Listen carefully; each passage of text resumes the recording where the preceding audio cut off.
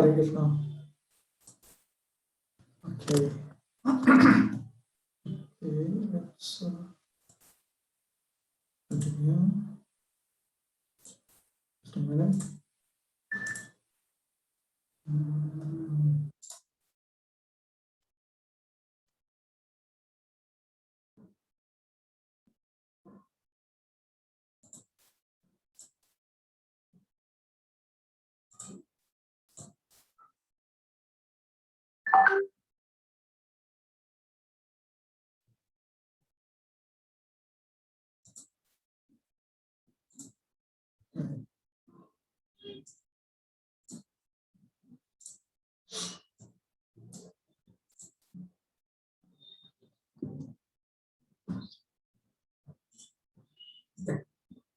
I have done a schedule.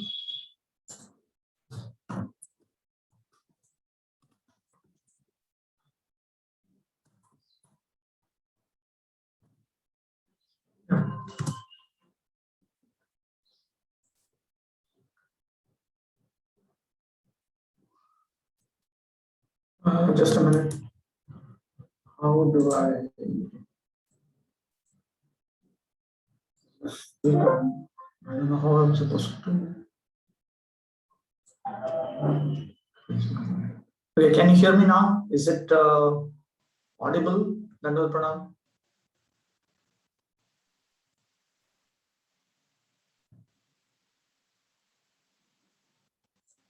In the introduction,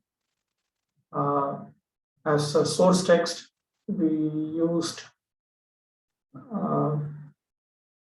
the Sanskrit text of Namashtaka by Srila Rupa Goswami with Sri Baladev Vidyabhushan's commentary, and there's a Bengali portion here, which is Bhaktivinoda Thakur's own brief explanation of Namashtaka. He gave a prose rendering. He also gave a poem, which brings out the sense of each of these verses. And I also added some appendix. Prabhupada on Namashtaka from his books. And the last verse of Namashtaka talks about Narada Muni's chanting. And Prabhupada has written about it while referring to the Bhaktivinoda Thakur's explanation of the last verse of Namashtaka. Then offenses to be avoided, I dealt with that. And there's one particular point which I had to explain it in another article. So we'll have an opportunity to go through all of this. This is a tentative schedule. I think I may go faster than this, but anyway, this is we'll start with this.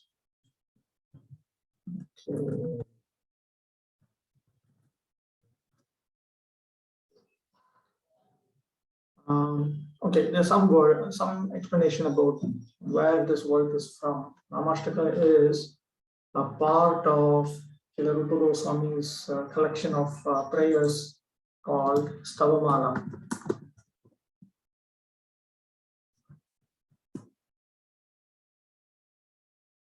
This is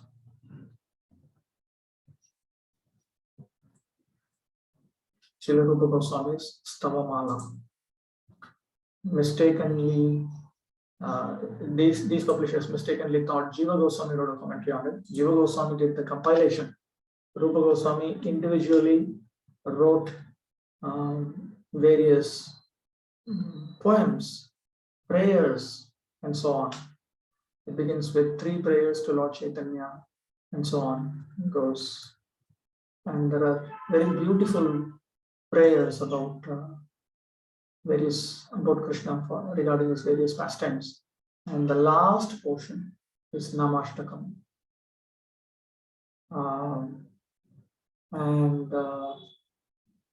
Srila Jiva Goswami, he begins by saying that these poems were written by my master, my divine master, who has composed Bhakti Rasamrita Sindhu, and one Jiva has compiled them together. So it is Jiva Goswami who put it together. Otherwise, these are actually written by Sri Rupa Goswami. Very beautiful prayers. So Namashtaka is the final one, last bit. There is a proverb in Sanskrit, Madhurena Samapayet. One should complete a meal with a sweet. In fact, in Bengal, we eat the sweet at the end. So here, Sri Jiva Goswami has placed Sri Rupa Goswami's Namashtaka at the very end. Okay, it has, and the entire Stavamala has a commentary by Sri Baladev Vidyabhushana. It's called Stavamala Bhushana. In another course for the Mayapur Institute, Parampara Vaibhav, at one point we'll be studying the life of the 6 Goswamis and a sample of their writings. And for Rupa Goswami, as a sample, I have taken his entire Stavamala with Sri Baladev Vidyabhushan's commentary. Right now, let's deal with Namashtakam with commentary. That's an introduction to Namashtakam in Sri Baladev Vidyabhushan's commentary.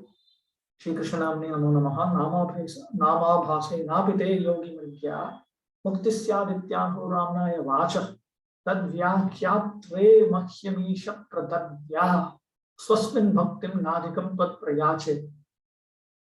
In general, I will only read the translation of the commentary. Those who are interested in the actual text, in the transliteration form, they can find it. Repeated obeisances unto Shri Krishna's holy name. The statements of the Vedas affirm that the liberation sought by the yogis can be had even by a reflection of your holy name. O Lord, please bestow upon me, a propounder of that teaching, devotional service unto yourself. I do not beg anything else from you. Srila Rupa Goswami now glorifies the holy name of the Supreme Personality of Godhead with text beginning Nikhila.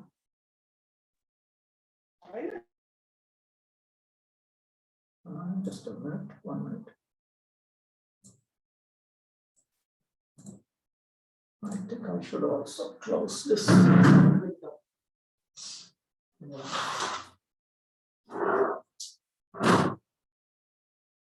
Okay. Bhaktivinoda, again, I will not read out the text in either through the original or through transliteration. I will read an English translation of that. After taking sannyas, Sriman Chaitanya Mahaprabhu, the moon of Bhadrama, the incarnation purifying the age of Kali, and an ocean of boundless compassion, preached the holy name of Hari all over the world. Residing in Sri Purushottam Kshetra, the Lord personally distributed the supreme wealth of spiritual life to the residents of Odisha and South India. He granted the authority to reveal the holy name and the truths concerning the Supreme Personality of Godhead in Bengal to Sriman Nityananda Prabhu and Sriman Advaita Prabhu. Preaching requires authorization. To give Diksha or to give Shiksha, you need to have authorization from higher authority. He sent the Goswamis headed by Sriman Rupa and Sanatan to propagate pure devotional service and the glory of the holy name in the lands to the west of Bengal. Having obtained the Lord's order, Sri Rupa Goswami, settling in Sri Dham Vrindavan, preached the pure chanting of the holy name, pure devotion service, and the glory of the holy name. So the chanting of the holy name has to be executed with purity. It has to be executed in the background of pure devotional service, with a clear understanding of the glory of that holy name. Today I will sing to you those 8 verses on the glory of the holy name that Acharya of the Rasa of the holy name, the best of the Goswamis, composed. Please hear them and experience the glory of the holy name of Sri Hari. Then we have the text. Nikhila Shruti Mauli Ratnamala Dutini Rajita Pada Pankajanta Ayimukta Kulairupasyamam Paritaswam Harinama Samshrayam. In Sri Baladev Vidyabhushan Prabhu's reading, we have Api Mukta Kulairupasyamam instead of Ayimukta Kulairupasyamam. Because Bhaktivinoda Thakur kept it like this, I have kept it like this. In a future edition, I may change it. O Harinam, the tips of the toes of your lotus feet are constantly being worshipped by the glowing radiance emanating from the string of gems known as the Upanishads, the crown jewels of all the Vedas. You are eternally adored by liberated souls such as Narada and Shukadeva. O Harinam, I take complete shelter of you. Now, the Upanishads, externally and superficially, in some places, appear to present the impersonal absolute truth. But that is only Kvachidapi Nigami.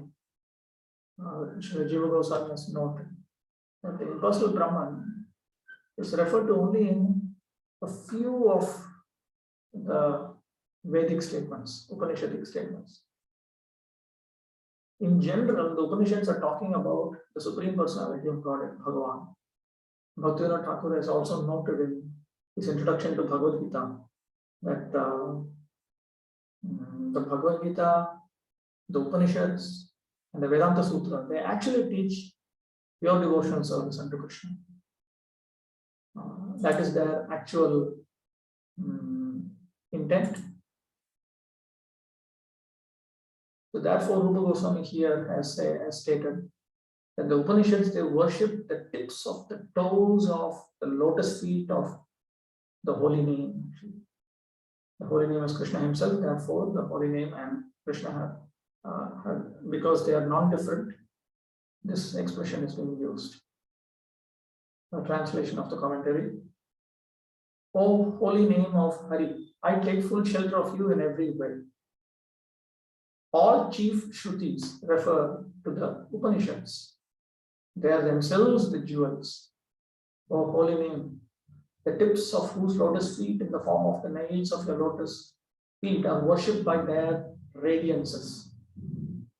The Upanishads are generally referred to as jewels of the Shrutis. This should be understood in terms of the non-difference of the holy name and the person referred to by the holy name. Abhinnatvam namanamino. Others understand this to mean, O holy name, the tips of whose lotus feet are worshipped by the radiances of jewels which are on the heads of all personified Vedas, in accordance with the Smriti text, wherein reside the personified Vedas. The idea is this. The Vedas also have presiding deities, and they are referred to as the personified Vedas. For instance, in Srimad Bhagavatam, 10th canto, chapter 87, we hear about prayers by the personified Vedas. So those personified Vedas, they have jewels on their heads, and they are radiant. And when they offer obeisances unto Krishna's lotus feet, the radiances of those jewels worship Krishna's lotus feet. And Krishna is not different from his holy name. So this is another meaning. And the Shrutis are the ones, such as all the Vedas glorify whose position in hymns. The implied meaning is that they do so having established his position as the final intent of description, as the highest goal of human existence. So when we come across a statement like all the Vedas glorify Krishna's position, or Krishna's supreme abode through hymns, what does that mean? Because the Vedas seem to be talking about Karma Kanda mostly, sometimes Jnana Kanda. Very rarely you come across pure bhakti. If you open the Upanishads, if you look at the collection of Upanishads, there are about 108 important Upanishads. You can see that. And in fact, Upanishads generally talk about the Jnana material. But if you look at the Karma Kanda portion. It is mainly all about sacrifices and like that. Or another, or if you want to understand it in another way, you can open the 18 Puranas and have a look. Very few Puranas directly talk about the Supreme Lord, only the Sattvic Puranas. Only Srimad Bhagavatam directly establishes everything explicitly. So the Vedas, now when you come across statements like Sarve Veda Yad Padamamananti, that is the statement. All the Vedas glorify his position in hymns. Why all the Vedas? That is because all of them are pushing you towards full realization of the Supreme Lord. They all are focused on bringing you to that point. Therefore, Krishna has stated in Bhagavad Gita itself, Traigunya Vishaya Veda on one hand, and on the other hand, Vedeshya Sarvai Ahameva Vedya. I take full shelter of you. But what is your nature? He states that you are worshipped even by the liberated souls. He states this on the basis of Shruti and Smriti texts such as, he sings this Sama hymn. This is referring to a person who has attained Vaikuntha, beyond material existence.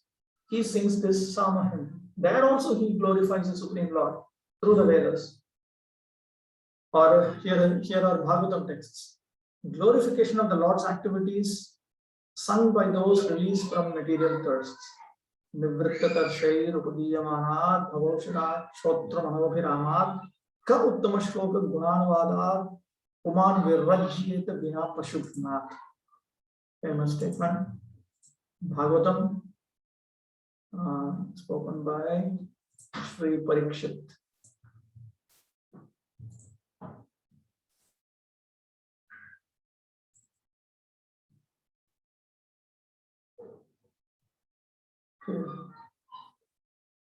Glorification of the Supreme Personality of God is performed in the Parampara system. That is, it is conveyed from spiritual master to disciple. Such glorification is relished by those no longer interested in the false temporary glorification of this cosmic manifestation.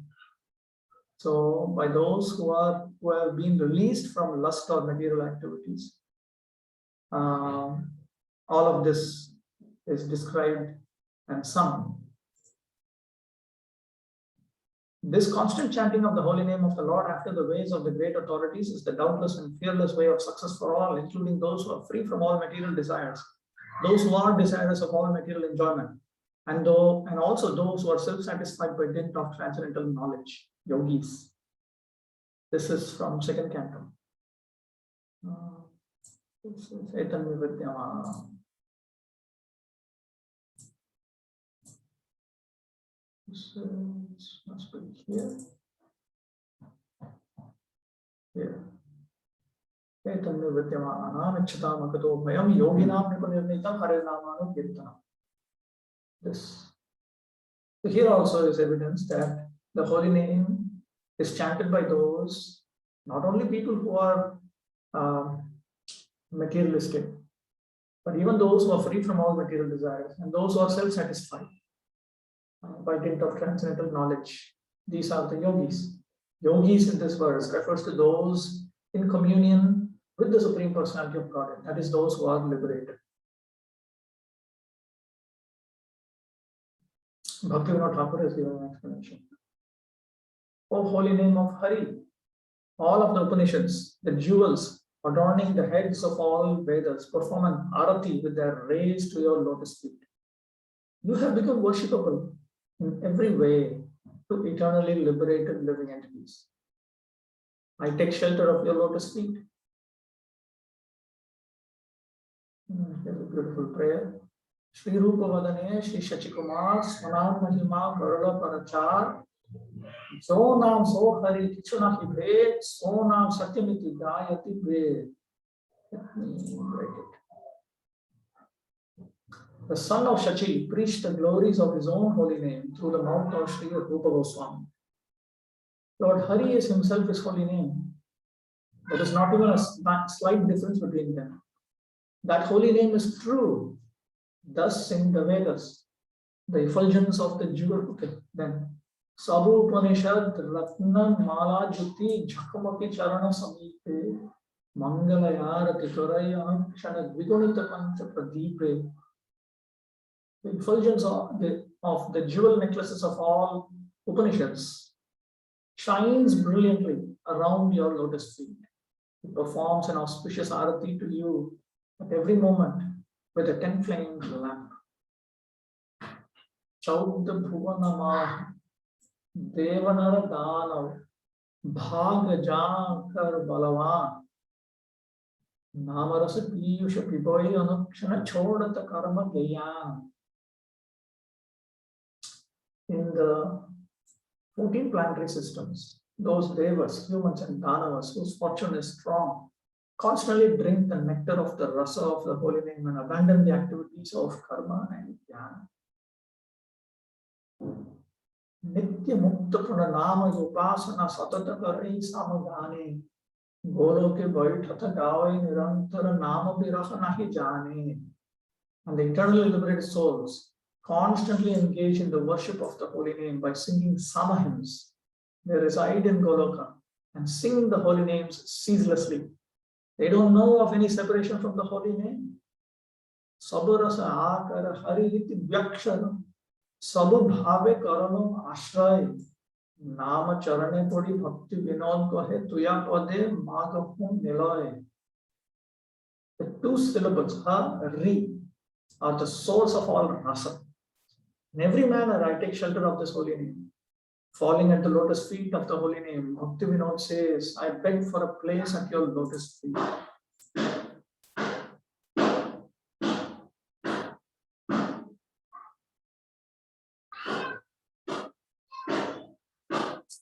Okay, then we come to text 2.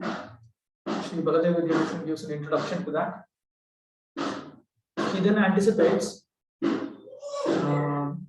an objection. Anticipating the objection. How can I shelter you who are overcome with sinful reactions? He states the text beginning, Jaya. So he anticipates that Krishna might ask Rupa Goswami, who is representing the conditioned souls, you are overcome by sinful reactions. So how can I shelter you? How can I provide you shelter? There's a basis to this. Okay, I need to show this. Let me show it.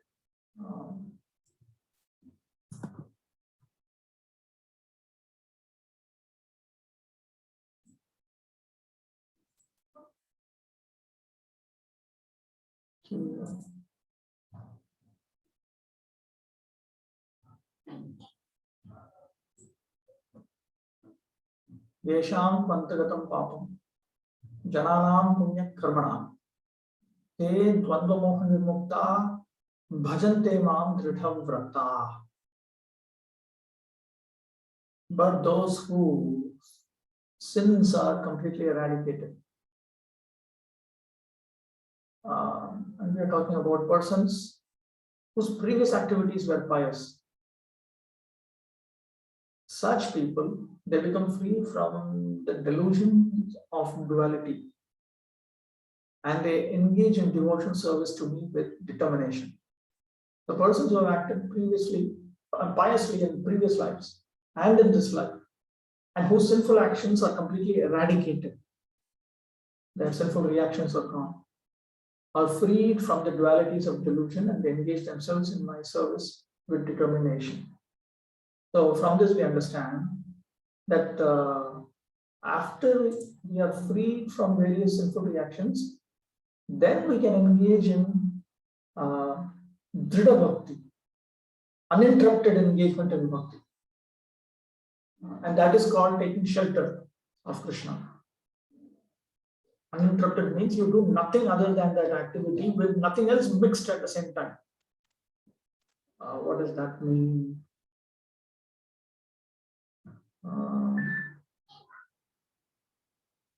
Sometimes we engage in activities which are mixed. For instance, take the activity of chanting Hare Krishna. You sit in one place and you chant Hare Krishna in front of the deities, let's say. That activity is an unmixed activity. You're doing that one activity, only that one activity of Nama Kirtanam. One of the top 5 activities within the 64 items of Bhakti. Or your watering Tulasi plant, for instance. That's one item, one Bhakti Anga. That's the only activity you're doing at that time.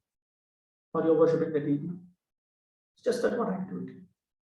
Or when you listen to Krishna's instructions, let's say through a Bhagavad Gita class or a Srimad Bhagavatam class. Technically, that is called Sadhu Sangha. But take another activity. For instance, a man marries, a devotee man marries a devotee woman. Now, the activity of marriage comes within pious activities. It is not a sinful activity, it's pious activity. Just marriage as such, that even non-devotees are married. But when a Vaishnava man marries a Vaishnava woman, then there is an additional factor. There is some concept of associating with the Vaishnava.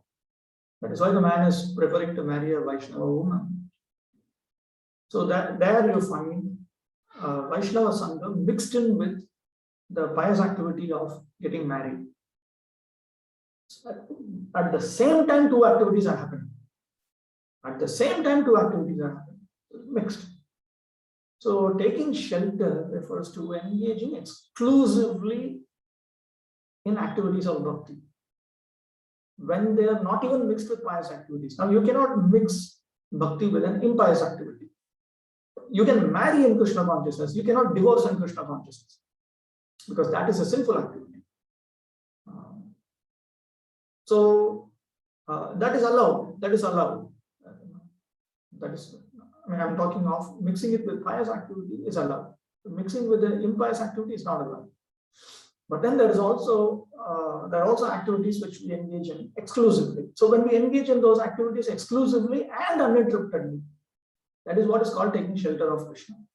But for that, we need to be pure. So therefore, Sri Baladev Vidyabhushan anticipates that Krishna might ask him, how can I give you shelter? You're filled with sinful reactions. And as long as you have sinful reactions, you cannot engage in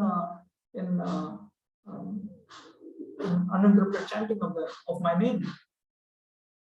So anticipating this, Sri Rupa Goswami has stated the next text. Jaya Nama Dheya Muni Vrinda Geya He. I should add this He. In some versions, the word He does not come, but in some other editions, the word He comes. And some devotees have analyzed the meter that Sri Rupa Goswami has used, and they have come to the conclusion that He must be there. I should add it. I should just remember to add it and correct it. Jaya Nama Dheya Muni Vrinda Geya He Jana Ranjanaya Paramaksharakrithe Tumanadharadapi Managudiritam Nikhilogratapa Patalim Vilumpasi.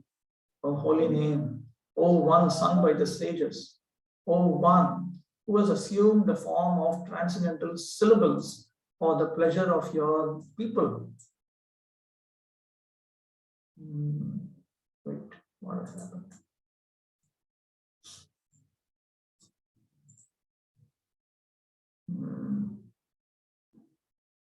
All glories to you. Upon being pronounced slightly, even out of disrespect, you destroy all of the terrible miseries of the chanter. So Sri Baladev Vidyabhushan Prabhu has remarked, and I have translated it as, O holy name, O one sung by the sages, all glories to you. The implied meaning is, please reveal your excellence of burning up all sinful reactions. So please burn up all these sinful reactions. Upon being pronounced slightly, even out of disrespect, as while chanting you in reference to something other than you, in jest and so on, you destroy all terrible miseries, including the subtle body. See, when we chant the holy names while joking or while referring to something other than Krishna, then even then the holy name is very kind. It destroys all of our terrible miseries. The subtle body itself is considered to be a misery. Why is the subtle body considered to be a misery? Because it is the source of all many miseries at the very least. And the gross body is a source of certain types of difficulties, but the subtle body is another type of it's the source of another type of material miseries. This is stated on the basis of Smriti texts such as advanced transcendentalists know that chanting the holy name of the Lord as an assignation or jokingly as musical entertainment or neglectfully neutralizes the effect of sinful life. For instance, we have already seen this in Sanatana Goswami's presentation. Here is the actual text.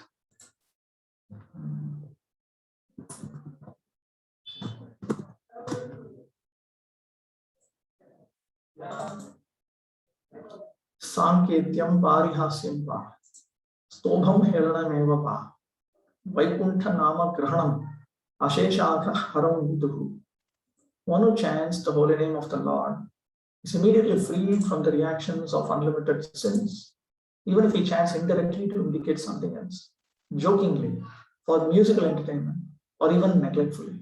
This is accepted by all the learned scholars of the scriptures. Another text. Even those men who utter the holy name of Vishnu while joking, ridiculing, and so on become perfect. My repeated obeisances here unto them too. And just as a spark of fire burns simply on being touched, even by mistake, the holy name of Hari burns sinful reactions merely on being touched by the lips. We have seen these verses in Haribhakti Vilas. And so, remembering your own influence, purify me. So, these are the thoughts of Sri Rupa Goswami. And so, remembering your own influence, purify me. I will thus become a preacher of your glory. This is the implied meaning. The idea is, when you purify me, people will understand your influence. And in that way, that itself will spread your glory.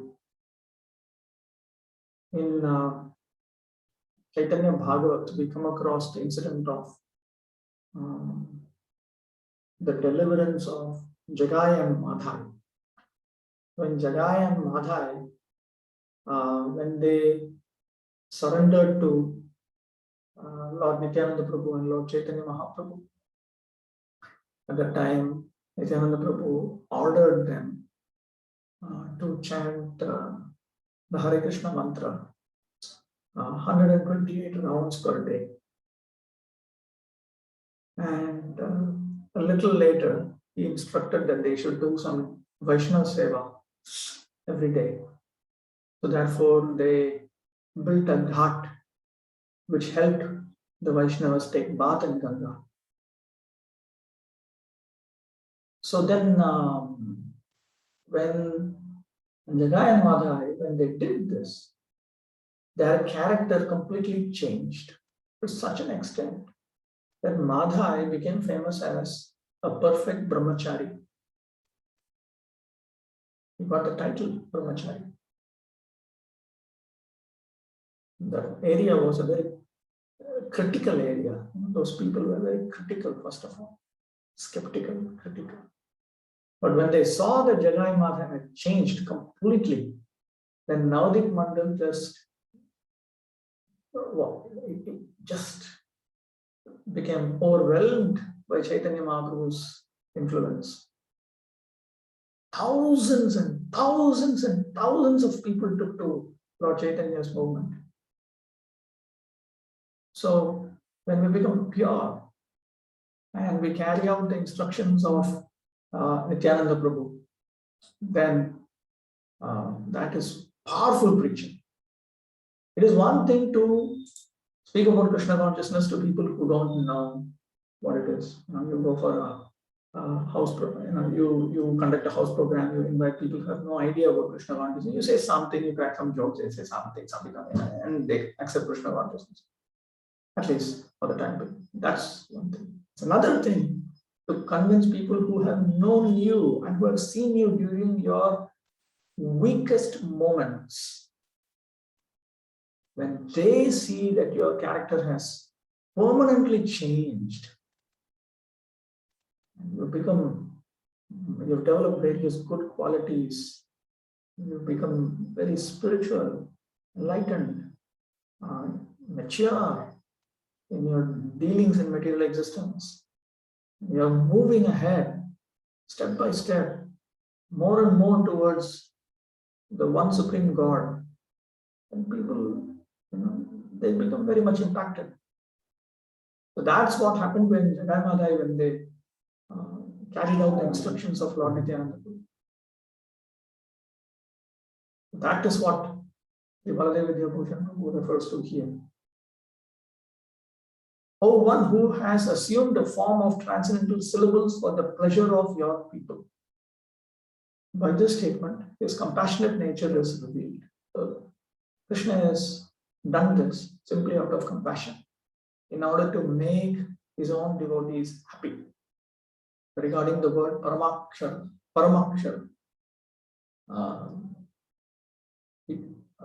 it's a compound of Parama and Akshara. Normally it would be Paramakshara. The A after M would have a dash above it. But because of some grammar rules, there is no dash above that A. On the authority of the following Shruti and Smriti statements, we learn that the holy name possesses a form of spiritual syllables, just as the body of Lord Krishna, who is spiritual, and the holy named in forms such as Hamsa and Varaha is spiritual. So you have Nama, the holy name,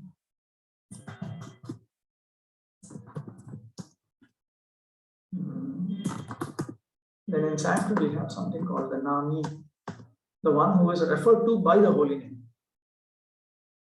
But because it is cumbersome, I just refer to him as the named, the one who is referred to by the name, as the holy named. Sounds very strange in English, but I am referring to the person who is referred to by the holy name. So just as Krishna's body is fully spiritual, similarly, Krishna's name is also fully spiritual. And Krishna may have various forms, such as Hamsa and Varaha. So like that, Krishna has various names. Krishna, Rama, Govinda, Madhusudana, and so on. And they are composed of spiritual syllables.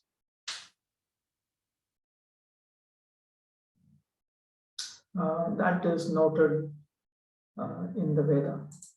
Om Vishnu, your holy name is spiritual and hence self-manifest. Knowing even slightly about this holy name and uttering it, we attain knowledge about its nature. It is the transcendental fruit of all the creepers of the Vedas and spiritual nature. This is referring to the holy name. The holy name is the transcendental fruit of all the creepers of the Vedas, and the holy name is spiritual in nature. Bhaktivinoda. O holy name, all the sages glorify you. You please the entire universe. You are a form of spiritual syllables. Even if one utters you to a slight extent with disrespect, you completely destroy all of the terrible sufferings of that condition. So, all glories to you. You're so kind, so kind.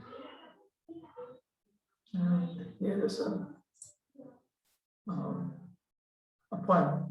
Jaya Jaya Harinam Chidanandam Mritadham Paratatva Akshar Akar Nija Jane Kripa Kore Nama Rupe Avatari Jive Daya Korele Apar. All glories to the holy name of Lord Hari, the abode of the nectar of spiritual bliss, the supreme truth in the form of syllables, bestowing mercy upon your own devotees. You have descended in the form of the holy names and bestowed unbounded mercy upon the living entities. Jaya Hari Krishna Ram Jaga Jana Subhishram Sarva Jana Manasa Ranjan Muni Vrinda Nirantar Jainame Samadhar Karidai Bhariya Badan. All glories to Hari, Krishna and Rama. You are the excellent refuge of the residents of the entire universe. You please the minds of everyone. The sages constantly honor you, the holy name, while singing you with their mouths wide open. So they're not just reciting in the mind or softly uttering Hare Krishna, Krishna. Very loudly they say Hare Krishna. Oh Hare Krishna Namakshar, Tomi Sarva Shaktidhar, Jiver Kalyan Vitarane. Toma Vena Bhavasiddhu Uddharite Nahi Banthu Asiyacha Jiva Yuddhar Rane. Or syllables of the holy name of Krishna. You possess all potencies to distribute auspiciousness to the living entities. Apart from you, there is no friend to rescue one from the ocean of material existence. You have come to rescue the living entities. It's very, very important to understand that there is none other than Krishna who will factually deliver us. We belong to Krishna. We belong to Krishna. We serve our spiritual masters and other Vaishnavas. But we must always remember that we belong to Krishna. It is just like this. A child is sitting on her mother's lap because the mother, for some reason, is instructing the elder brother of that child. The child needs to eat, so now you feed this child. So on the instruction of the mother, the elder brother of the child is feeding that his younger sister. But the younger sister should not think that, oh, it's all my elder brother, it's all my elder brother, it's all my elder brother. That's okay. The elder brother is feeding you. But why? Because the mother is ordered. The child, both of them are under the control of the mother. Similarly, Krishna uses one Vaishnava to deliver living entities in order to make them into Vaishnavas. But we both belong, both the Guru and the Shishya belong to Krishna. It's Krishna who is going to deliver both.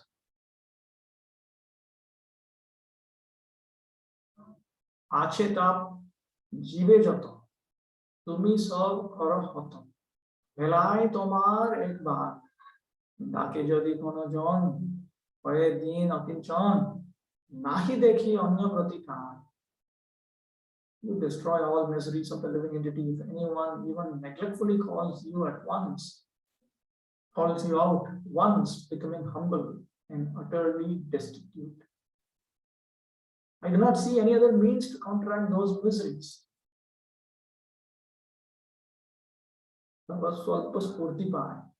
Ugratav dure jay, linga bhanga hoy anayase, bhakati vinoda koy. Jaya Hari Nama Joy. Ode Thaki Tuya Pada Ashe. When one attains a slight glimpse of your Lordship, those terrible miseries go far away and the subtle body is easily dissolved. The subtle body is dissolved. Okay, let's explain that. Okay, here it is. This is the Namabha stage of chanting. In this regard, an important statement by Srila Bhaktisiddhanta Saraswati Thakur in his Navadvip Panjika distinguishing Namabhas from Namaparad and Shuddhanam has been quoted in Sri Sri Harinamam Mahimamrita, a book by a follower of Srila Bhaktisiddhanta Saraswati Thakur, as follows. This is a Bengali statement, a translation of which is: when the holy name of Lord Hari is chanted in the offensive state, it is called Namaparad, meaning such chanting is called Namaparad. As a result of unintentional Namaparad chanting, one can experience heavenly happiness, etc. That can be attained through pious activities. Now, usually we attain heavenly happiness only through pious activities. We engage in pious activities and in the next life we go to the heavenly planets.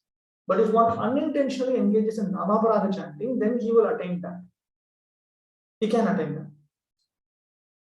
But as a result of intentional Namaparada chanting, one has to experience the torments in hell, etc. That are the results of sinful activities. When we engage in sinful activities, then after we die, we are taken to hell and we are made to experience various hellish punishments. You will find a brief description of that in Srimad Bhagavatam 5th canto, final chapter, the last chapter. But if we intentionally engage in Namaparada chanting, then we will also be subjected to those hellish punishments. When the holy name of Lord Sri Hari is chanted in the offenseless state and without Sambandha Gyan, it is known as Namabhas. When one chants the holy name while referring to something other than the Lord in jest for musical entertainment or neglectfully, such chanting is Namabhas. As a result of this, one attains the liberation hankered for by the Gyanis. When one chants the holy name in the offenseless state and with Sambandha Gyan, it is called Shuddhanam, the pure holy name, as a result of such chanting. So that chanting is called Shuddhanam chanting. So as a result of Shuddhanam chanting, one attains spotless Krishna Prema. So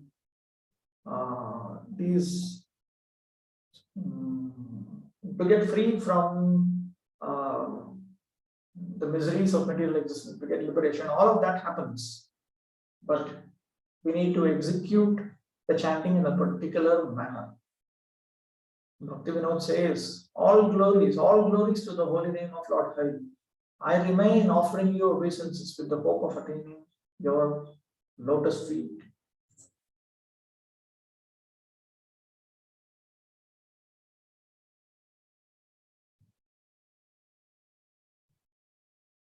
Okay, introduction to text 3. And the reflection of the holy name not only burns up sinful reactions and stops with that, but it also awakens pure devotion service unto the person referred to by the holy name. There are two different things. One thing is to get out of material existence. It's another thing to get into variegated spiritual existence, to get back into one's swarup. And the holy name can do both. In Vedic culture, karma, jnana, yoga, and bhakti have been prescribed. Karma or pious activity, it can maximum give you freedom from anarthas to some degree. In fact, that is the very reason why the Varna system and Ashrama system is prescribed. All the Varnas and all the Ashramas are prescribed for that. Marriage itself is prescribed only for that. It's to purify the mind. Right? Brahmacharya, Garhastya, Vanaprastha, Sannyas, everything is meant for that. Similarly, the duties of a Brahmana, Kshatriya, Vaishya, Shudra, that is also meant for that. The duties that are separately enlisted for women, Sri Dharma, that is also for that. All of this is to bring about anartha nivritti, to bring about Hrid Vishuddhi, as Sri Baladeva Yogoshan says elsewhere. Chitta Shuddhi, as Vishwanath Chakravarti Thakur says, to purify the mind. To purify the mind and take away lust, anger, and greed for this reason. But even a reflection of the holy name can burn up sinful reactions and take away those anarthas. And it can awaken pure devotional service unto the Supreme Lord, who is not different from his holy name. So now Sri Rupa Goswami has that in his mind. And he states, text number 3. Yada bhasopyudyam kavalita bhavadvanta vibhavo drisham tatmandhanam apidishati bhakti pranayini janastasyodattam jagati bhagavan nama tarane kriti te nirvaktum kaisha mahimanam prabhavati. O Son of the holy name of the Supreme Personality of Godhead.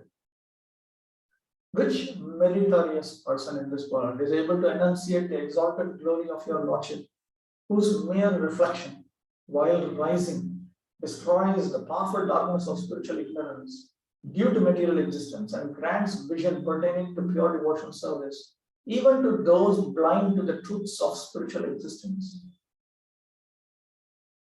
If we chant the Hare Krishna Mahamantra while avoiding the offenses and while avoiding offenses to the deities, Seva Parat, and avoiding sinful activities, obviously, then one of the effects is we attain realization of scriptural knowledge. There are 3 levels of Vedic education. There is knowledge, there is understanding, and then there is realization. So even a reflection of the holy name can give you that realization. That realization has to correspond to the teachings that are taught in the scriptures. It is not some fantasy. It has to correspond to the teachings that are taught in scriptures. Not that somebody says, well, I think Krishna is telling me to eat some meat. Not like this. It's not some fantasizing over something silly. Not like that. It has to be exactly that when you realize it. And it's not just a thought or a dream and so on. It is a realization. Just like in Bhagavatam 11th canto, there's the example. It's like a blind person when he's given eye treatment, he gradually regains his eyesight. He's beginning to see. He can see. So like that, we will be able to see the spiritual world. Even while we are here, our spiritual senses will be activated, so we will be able to perceive the spiritual world. That comes by the mercy of even the reflection of the Holy Name. So powerful. Therefore, we should not think that I need to become a great scholar. I need to develop a lot of knowledge and understanding in order to progress in Krishna consciousness and so on. Knowledge and understanding it is important. In Varnashama Dharma, Brahmanas are meant to have sufficient knowledge and understanding of scriptures. It's a fact. But realization is even more important. Realization is even more important. And it is a chanting which provides that. And therefore, we should not foolishly think that just because we know something or we understand something, we are superior to those who may be more realized. Let us say I am a person who has been blind since my birth. Let's say, since my birth, I am in my own home, same home. Generally, in such situations, these people, they very much understand what things are where, provided the home is under their control. They know what things are where, they know how many steps they need to take in which direction to go to the bathroom. And they know. But that's not the same as somebody else who has eyesight and who can see things. So realization is like a person having eyesight. It's like eyesight. And just theoretical knowledge and understanding of the scriptures, that is like the knowledge of this Janmantha, this person who's been blind since birth. Indirect knowledge. In Sanskrit, we say Paroksha Jnana. Paroksha Jnana. Indirect knowledge. Whereas realization is non-indirect knowledge. In other words, direct knowledge, unmediated knowledge, directly perceive. So those who have the wealth of unmediated knowledge, direct knowledge, are always considered to be superior to those who have only indirect knowledge. And this holy name can easily, even a reflection of the holy name can bring about that. So powerful. O Son of the holy name of the Supreme Personality of Godhead. That is, O Son of the holy name of Krishna. In this word, which meritorious, that is, learned person, is able to enunciate the exalted glory of your Lordship? None. This is the meaning. Anticipating the question, why? He states, your reflection, that is, utterance.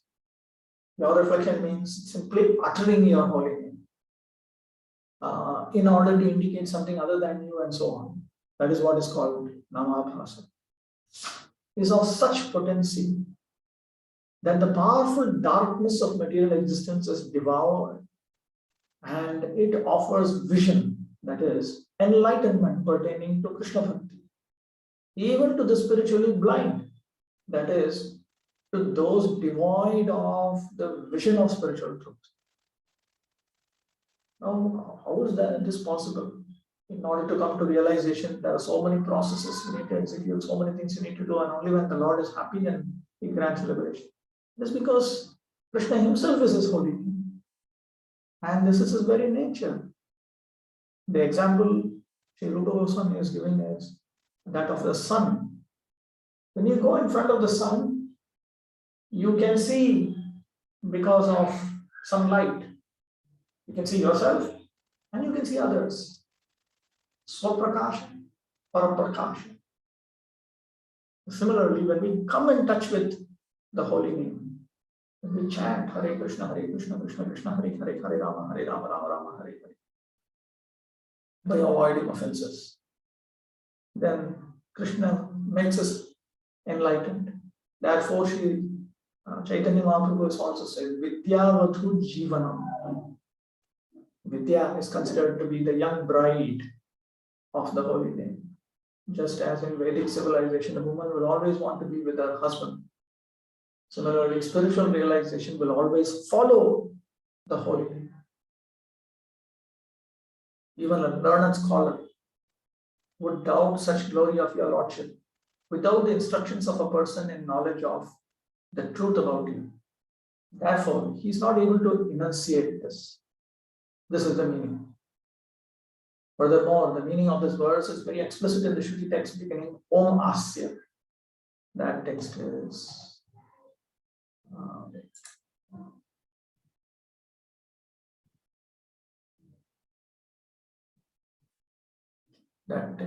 this.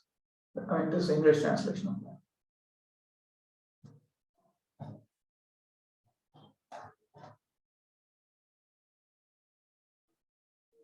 Om Asya Jananto Nama Chidvidvaktanam Mahaste Vishnu Surmatim Bhajamahe. Om, O Vishnu, your holy name is spiritual and hence self-manifest. Knowing even slightly about this holy name and uttering it, we attain knowledge about its nature.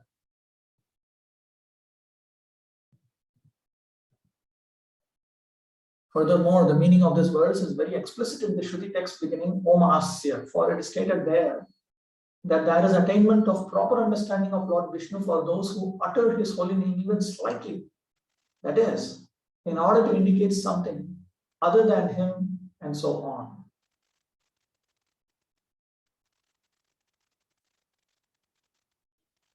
Here is actually Jiva Goswami's explanation of that same Vedic mantra.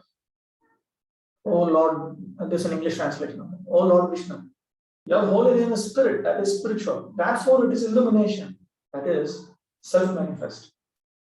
Therefore, even if one just slightly knows about this holy name, not knowing beforehand the glories of uttering it and so on, by simply uttering it, that is, by simply engaging in the practice of uttering it, we attain good intelligence, that is, knowledge about the holy name. So in other words, just like the sun can, just as the sun can cause you to perceive the surroundings and itself, like that, the holy name can cause you to understand himself. All right, I'll stop with that. Any questions?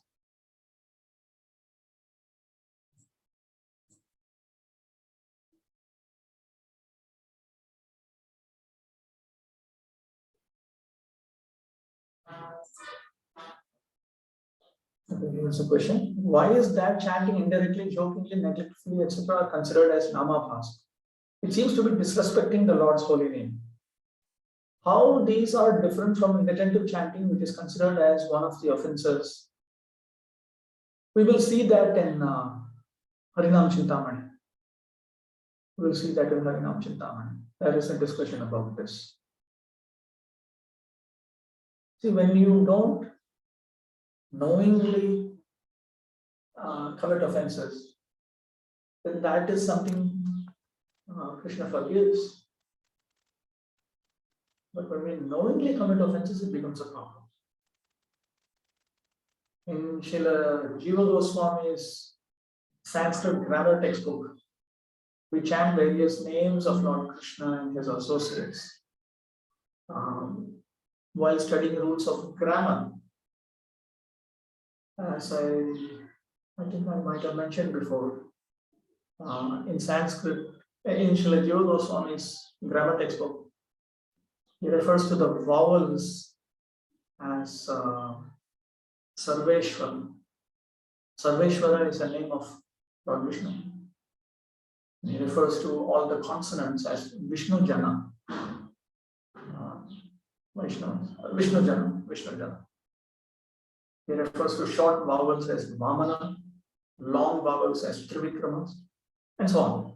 So the entire book is filled with the different names with which you actually learn Sanskrit grammar. So now, and he gave that book for Vaishnavas. Vaishnavartham, right in the beginning, he says, this is for, I'm giving this for Vaishnavas, because Vaishnavas want to remember Krishna always. And the reason why he provided it is two reasons actually. One reason is so that they can always remember Krishna, even while learning Sanskrit. And another reason is so that they can study the writings of the Goswamis, which are in Sanskrit. That Sahitya Adi Jamodam, so that they can experience the delight of the great pure literature about Lord Krishna. For that, this project was begun by Rupa Goswami himself. In fact, the first draft of Harinamrita Vyakaran was given by Rupa Goswami. It is meant for Vaishnavas. So, to utter the holy name while referring to something else is not necessarily offensive. It is just another way by which we can remember Krishna. Just like while learning music, also sometimes they sing Hare Krishna instead of singing something else, instead of uttering something else, they prefer to chant Krishna. They prefer to chant Hare Krishna.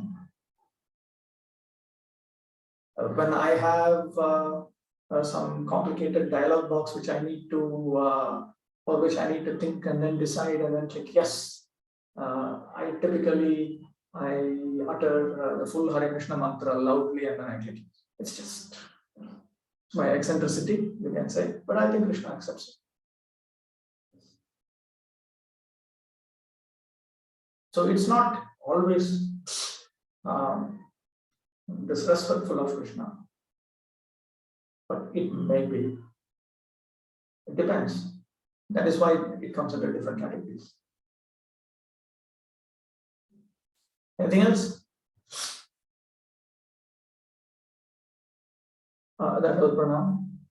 The problem I am facing is while chanting, although I'm trying to concentrate, my attention is diverted due to casual problems in daily life. I don't think it is that much possible to chant with attention. Then why we say it is a very easy process?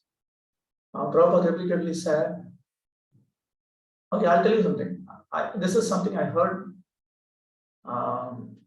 from Srila Tamal Krishna Maharaj, who used to spend some time in Mayapur every year. And my department head was a disciple of Tamal Krishna Maharaj, and my closest senior friend at that time Sri Shachitula Prabhu. He's also a disciple of Tamal Krishna Maharaj. So we had the opportunity to hear him.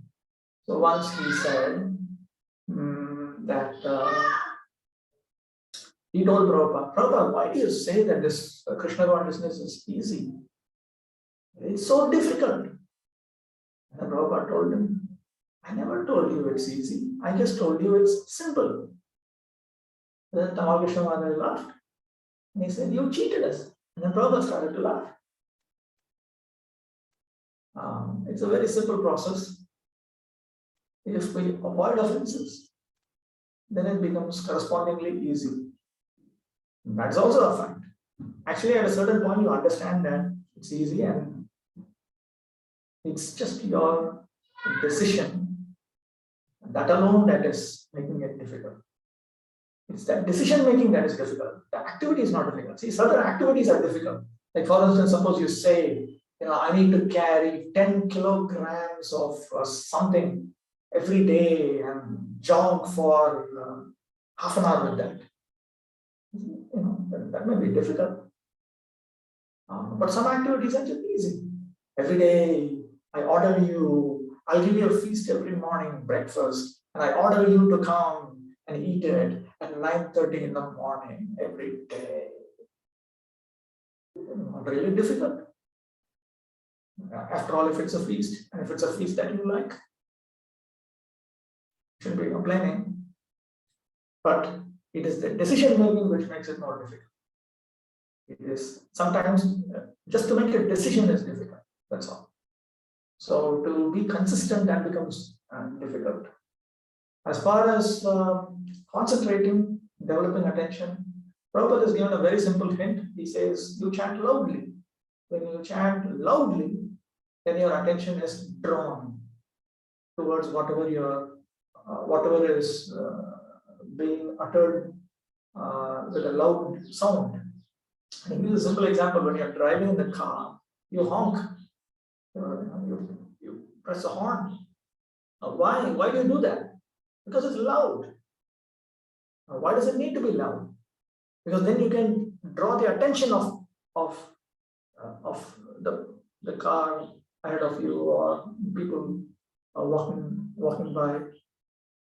When you're chanting the Hare Krishna mantra loudly, that helps you develop attention. It helps. The quality is something we need to work on.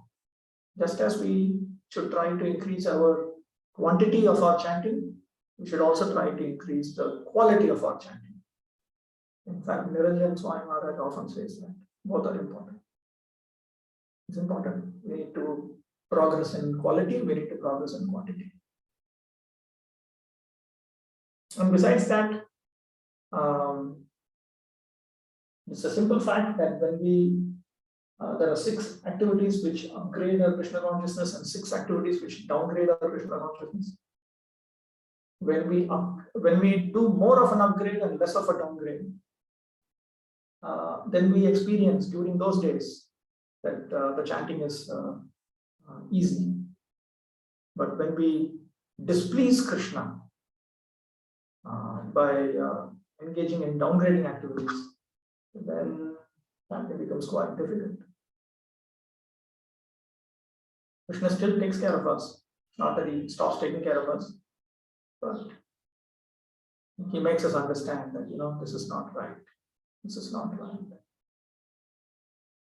Very kind. Krishna is very kind. He gives us unlimited opportunity to rectify ourselves. Specifically, when we have taken up the process of chanting with a vow to coming to the point of pure chanting in order to attain pure love for Krishna, whatever that means. Now, we may not even clearly understand the implications of all these things. Just like a small child may say, I know when I grow up, I want to become a doctor and I want to give medical treatment for free. The child doesn't even know the implications of that statement. But still, elderly people very much appreciate that. So like that, we may not even understand what is the meaning of, I want to attain Krishna Prema, only Krishna Prema. I want to come to the point where I don't want dharma, artha, kama, moksha. I want only to make Krishna happy. We may not even understand what is the meaning and implication of that. But Krishna will make us understand. Krishna will gradually bring us to the point and make us understand. Krishna is an excellent teacher. He knows what to teach us first and what to teach us next. He will make us understand. We just have to be patient. We have to cooperate with Krishna and cooperate with his program. Chaitanya Mahaprabhu is exceptionally kind. He will make us understand. Nityananda Prabhu is even more kind. We should cooperate with them. Anything else?